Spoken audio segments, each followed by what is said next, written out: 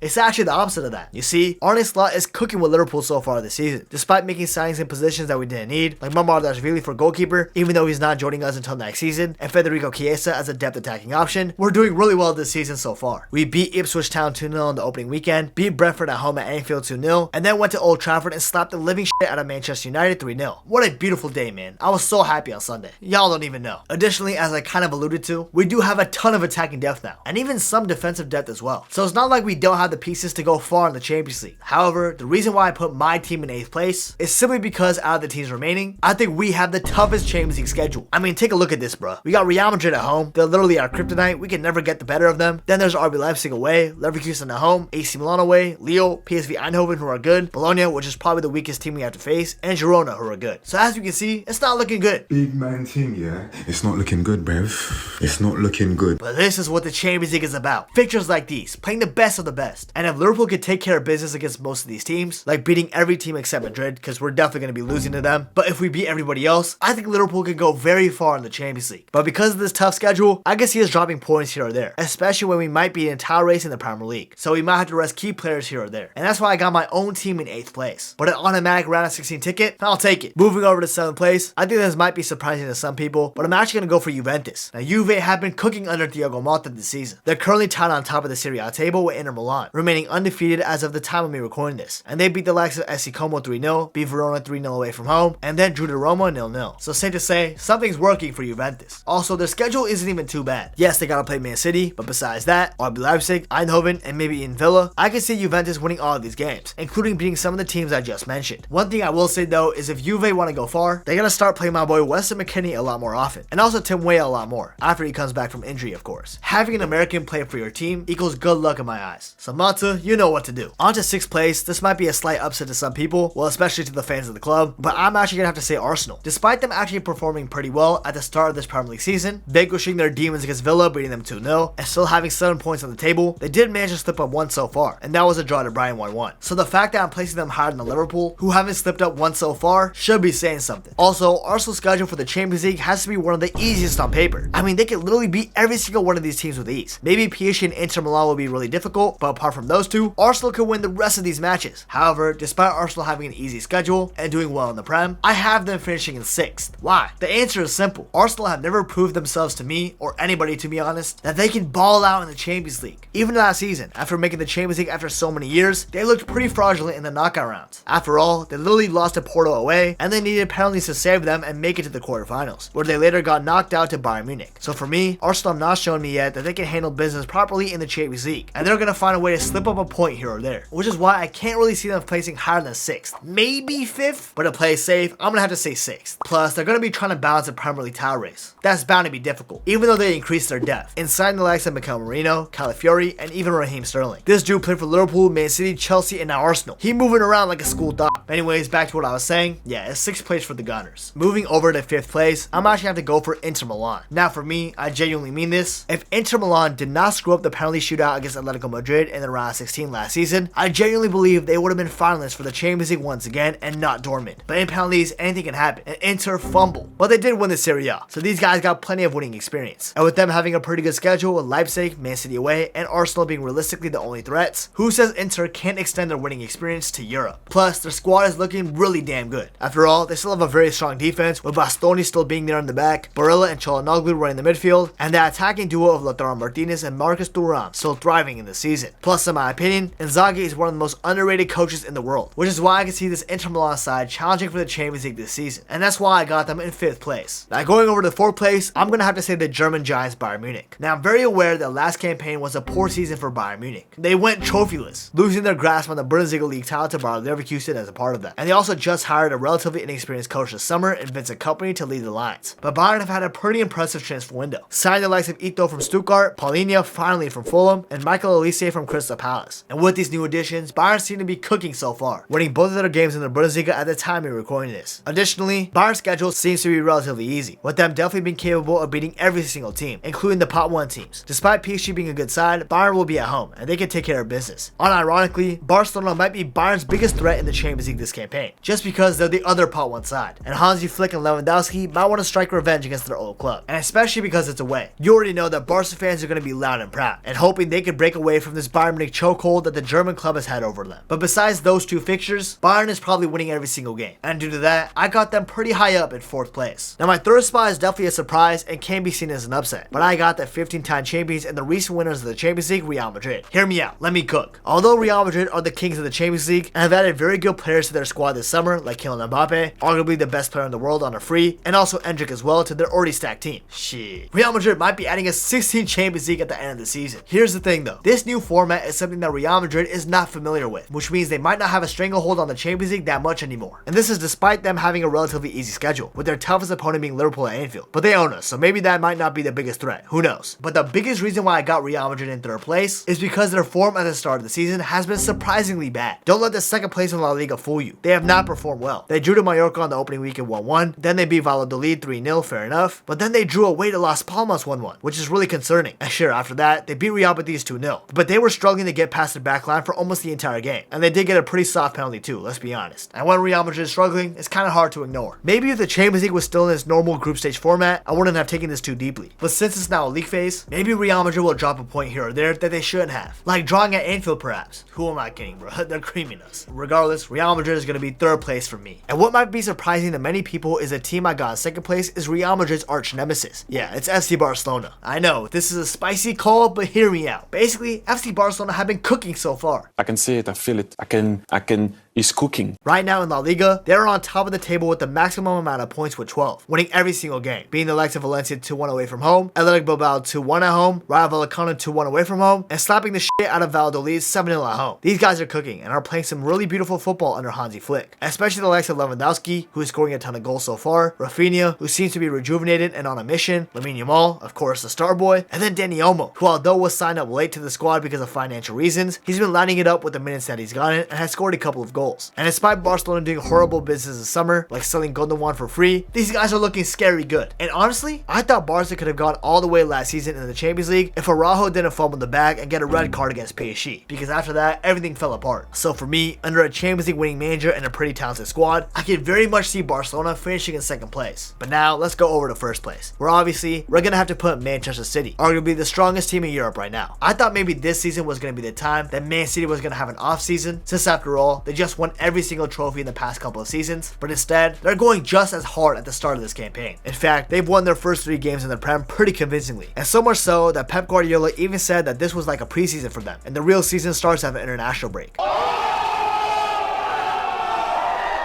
But anyways, what do I have to say about Man City, man? Honestly, last campaign, if they didn't lose to Madrid on penalties, where they bunkered at the Etihad super hard for 120 minutes, Man City definitely would have won back-to-back Champions Leagues. And I think this season, Man City are going to be very focused on winning their 2nd Champions League title. And in fact, I think they're going to be more focused on winning another Champions League more than winning another Premier League, which is why I think the Premier League title race is going to be more wide open than it has been before. But that's a different topic for another day. But yeah, when you have the best manager in the world in Pep Guardiola, and one of the best players in the world, Erling Haaland, who just can't stop scoring for fuck's sakes, like goddamn, damn, Erling Haaland, take a week off or something, bro. It's kind of hard not to see them get first, if not top 2, in this new Champions League format. Anyways, what are your guys' Champions League table order? Do you guys agree with me for the most part or disagree? Let me know down in the comments. I would love to know what you guys think. Anyways, if you enjoyed this video, please remember to subscribe to the channel. I really appreciate it. And please be sure to follow my Twitter and my Instagram. The links are on my YouTube description. And also subscribe to my 2nd channel. Please. Y'all would probably really enjoy it. Oh, and last but not least, if you want to learn how one of the greatest athletes of our generation, Usain Bolt, failed to become a footballer after he retired from track and field, you definitely want to check out this video right here. You won't regret it.